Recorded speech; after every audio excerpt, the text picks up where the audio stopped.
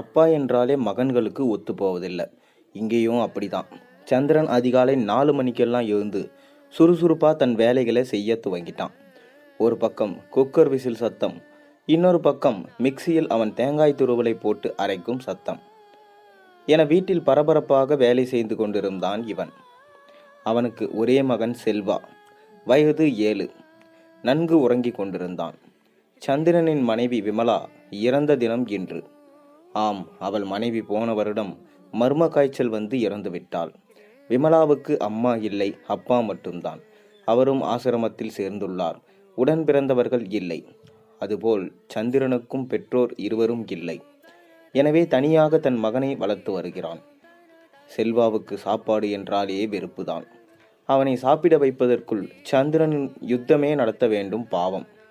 அவனை குளிப்பாட்டி சாப்பாடு ஊட்டி அவனை பள்ளிக்கு அனுப்பி வைத்த பின்பு சந்திரன் அலுவலகத்துக்கு கிளம்ப வேண்டும். அவனுக்கு இது ஒன்றும் கஷ்டமான விஷயம் இல்லை. ஆனால் செல்வாதான் சொல்வதை சந்தோஷமாக ஏற்றுக்கொண்டு செயல்படுத்த வேண்டும் என்ற எண்ணம் மட்டும்தான். செல்வாவுக்கு அம்மா இல்லை என்ற ஏக்கம் அதிகமாகவே இருக்கும். அதனால்தான் என்னவோ அவன் அப்பாவின் பாசத்தை புரிந்து கொள்வதே இல்லை. சந்திரன் வேலைகளை முடித்துவிட்டு வந்தான். அப்போவே மணி 7 ஆகியிருந்தது. செல்வா, எழுந்திரு, மணி 7, நீ குளிச்சுட்டு அம்மாவை கும்பிடணும், வா சீக்கிரம். ஐயோ, இவர் வேற எழுந்திரு எழுந்திருன்னு உசுர வாங்குறாருப்பா. சலிப்புடன் எழுந்தான். பிரஷ் பண்ணி முடித்தவுடன் சந்திரன் பால் டம்பரை எடுத்து நீட்டினான். அப்பா, எனக்கு பால் வேண்டாம், பூஸ்ட் தான் வேண்டும், ப்ளீஸ் பா. இல்லப்பா, இன்று அம்மா நினைவு நாள் இல்லையா, அதனால் பால் தான் சாப்பிடணும். குடிச்சிட்டு நல்ல பிள்ளையா குளிச்சுட்டு ஓடிவா. அவன் இஷ்டமில்லாமல் குடித்துவிட்டு குளித்து முடித்து அம்மா ஃபோட்டோவை பார்த்து, அம்மா, ஏம்மா இந்த அப்பா கிட்ட போய் என்னை விட்டுட்டு போயிட்டீங்க? நான் வேண்டாம்னு சொன்னா அதை பண்ண சொல்கிறாரு. சாயங்காலம் வந்த உடனே படின்னு சொல்கிறாரு. நைட் ஆயிடுச்சுன்னா சீக்கிரம் தூங்கு, காலையில் சீக்கிரம் எழுந்திருக்குன்னு சொல்கிறாரு என தன் மனதில் உள்ளதை தன் அம்மாவிடம் சொல்லி கொண்டிருந்தான். அவன் அம்மா இருந்தாலும் அதையே தான் சொல்லியிருப்பாள், செய்திருப்பாள். பாவம், அது அவனுக்கு தெரியவில்லை.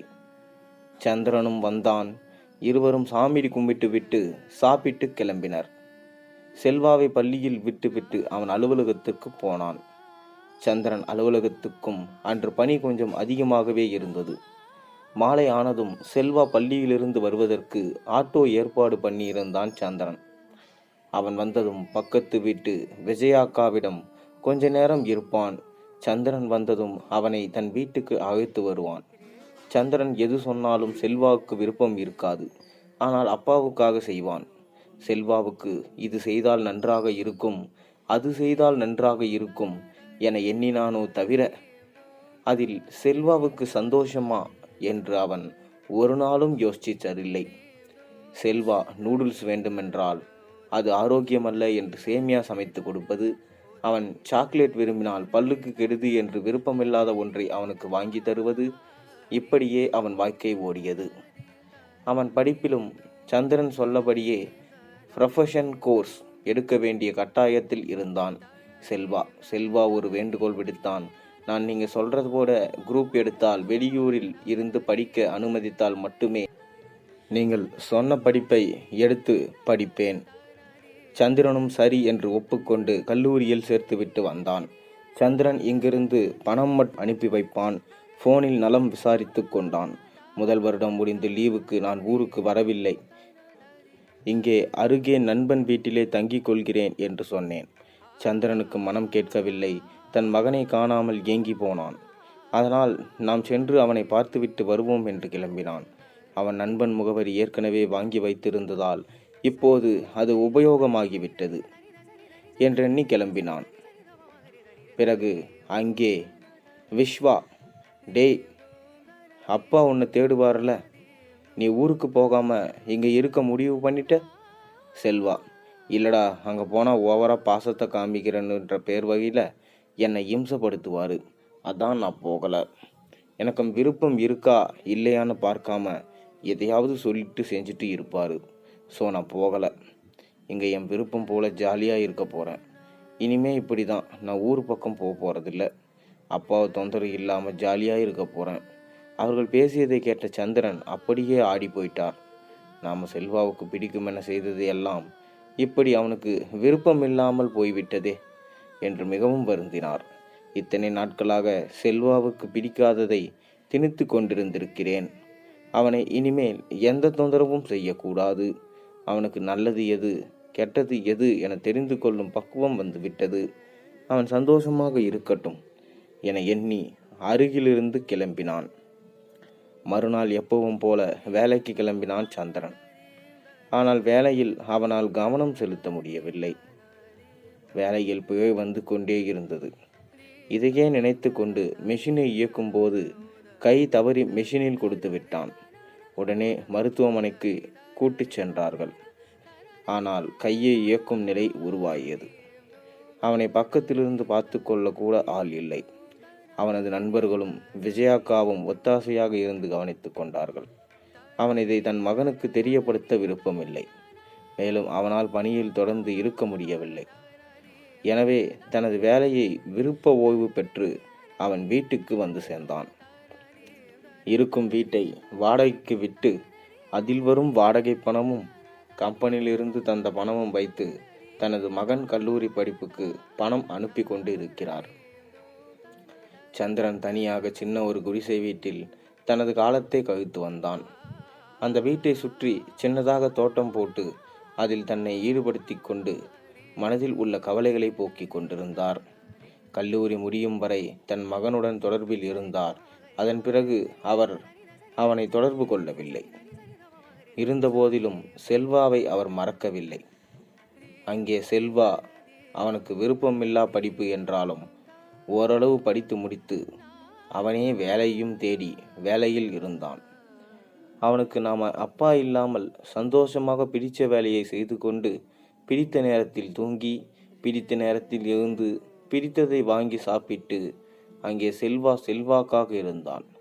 தன் அப்பாவிடம் இருந்து எந்த தகவலும் வரவில்லை என ஒரு நினைப்பு கூட வராமல் அவனது காலம் ஓடிக்கொண்டிருந்தது. அவன் அப்பாவை நினைக்கிறானோ இல்லையோ அம்மாவை நினைப்பான். அப்படி ஒரு நாள் அவன் தூங்கி கொண்டிருக்கும் போது அவனது கனவில் அவன் அம்மா வந்து அப்பாவை போய் பாரு என்று சொல்வது போல தோன்றியது. உடனே எழுந்து அமர்ந்தான். அப்பா எப்படி இருக்கிறாரோ தெரியவில்லை. அவரிடமிருந்து ஃபோன் வரவில்லையே. நானும் அதை பற்றி பெரிதாக எடுத்துக்கொள்ளவில்லை. வருகிற வீக்கெண்ட் அப்பாவை போய் பார்த்துவிட்டு வருவோம் என எண்ணினான். அதே போல அவன் ஊருக்கு கிளம்பினான். அவன் வீட்டிற்கு போனால் அங்கு வேறு யாரோ இருந்தார்கள். பிறகு அவர்களிடம் சென்று, சந்திரன்னு ஒருத்தர் இருந்தாரே எங்க? அவர் அதோ அங்கே தெரியுதே ஒரு குடிசை வீட்டில் இருக்காருப்பா. சரி, தேங்க்ஸ். வெளியே வந்தவன் அங்கே வந்த விஜயாக்காவை பார்த்தான். ஆன்ட்டி எப்படி இருக்கீங்க? ஓ, நம்ம செல்வா தம்பியா கண்ணு? நான் நல்லா இருக்கேன். நீ எப்படி இருக்க? என்ன இந்த பக்கமே வரதில்லை? இப்போ தான் உனக்கு உங்கள் அப்பா ஞாபகம் வந்துச்சா? ஆமாம், வேலை கிடைச்சது, அப்படியே பிஸி ஆயிட்டேன். Sorry anti. உங்கள் அப்பா உன்னை நினைக்காத நேரம் இல்லை. உனக்காக வாழ்ந்தவர். நீ நல்லா இருக்கணும்னு பாடுபட்டவர். உனக்கு ஒன்றுனா துடிச்சு போயிடுவார். உன்னை உள்ளங்கையில் வச்சு தாங்கினவர் இப்போ தனியாக கிடக்கிறாரு. சரி, இப்போவாவது வந்தியே, போய் பாரு. அப்பாவை இனிமே நீ தான் நல்லா பார்த்துக்கணுண்டா தங்கம். விஜயாக்கா சொன்ன உடனே தான் செய்த தவறை எண்ணி கல்லாகி கிடந்த மனது கொஞ்சம் லேசாக கனிய ஆரம்பித்தது. கண்ணீர் வர அவன் வேகமாக வந்து அப்பா என்று கட்டிப்பிடித்தான். அவன் அப்பாவும் செல்வா வந்துட்டியா என்று தன் மகனை தழுவினான். அதன் பிறகுதான் செல்வா உணர்ந்தான், தன்னை ஒரு கரம் மட்டும்தான் தழுவியது, இன்னொரு கரம் தழுவவில்லை என்று. என்னப்பா இது, என்னாச்சு? சந்திரன் தனக்கு நடந்ததை சொல்ல செல்வா ஓ என அழுதான். எனக்காக வாழ்ந்த என் அப்பாவை இந்த நிலைமையில் இருக்கும்போது நான் உதவக்கூட இல்லையே. உன்னை பற்றி தவறாக நினைத்து கொண்டு உன்னை தவிக்க விட்டேன். எனக்கு எத்தனை ஜென்மம் எடுத்தாலும் மன்னிப்பு கிடையாது. உன் அன்பை நான் சரியாக புரிந்து கொள்ளவில்லை. நீ என்னை உன் கட்டுப்பாட்டுக்குள் கொண்டு செல்கிறாய் என நினைத்து கொண்டு நீ காட்டின உண்மையான பாசத்தை, அன்பை நான் மதிக்க தவறிவிட்டேன். முதலிலிருந்தே அப்பா என்றால் கண்டிப்பு, கண்ட்ரோலர் என தவறாக புரிந்து கொண்டேன். என்னை மன்னித்து விடு அப்பா என்று ஓவென கதறி அழுதான். சரி விடுப்பா, அப்பா பிள்ளை உறவென்றால் இப்படித்தான், அழாதே என்று கூலாக பதில் சொன்னார். அப்பா, இனிமேல் உன்னை விட்டு நான் போக மாட்டேன். நான் தான் உன்னை கவனித்துக் கொள்ளப் போகிறேன். நீ இங்கிருந்து தனியாக கஷ்டப்பட வேண்டாம், நாம சேர்ந்தே இருப்போம் என்று தன்னுடன் கூட்டிச் செல்ல தயாரானான் செல்வா. இதுவரை அவர்கள் வாழப் போகிறார்கள். இருவர் மனதிலும் சந்தோஷம் பொங்க ஒருவரை பாசத்தோடு தழுவினர். அம்மா தன் குழந்தையை 10 மாதம்தான் சுமக்கிறாள். ஆனால் அப்பாவோ தன் வாழ்நாள் முழுவதும் சுமக்கிறான். எத்தனை செல்வா வந்தாலும் அப்பா என்ற உறவை புரிந்து கொள்ள முடியாது. ஆனாலும் தங்கள் பிரியத்தை, தங்கள் வாழ்நாளை தன் பிள்ளைகளுக்கு கொடுத்து அவர்கள் கொண்டுதான் இருப்பார்கள். சந்திரன் மாதிரி அப்பாக்களுக்கு என் கதை சமர்ப்பணம். கடலில் குளிக்கும் போது அந்த தண்ணீர் நமக்கு பிடிக்காது, உப்பு கரிக்கும்.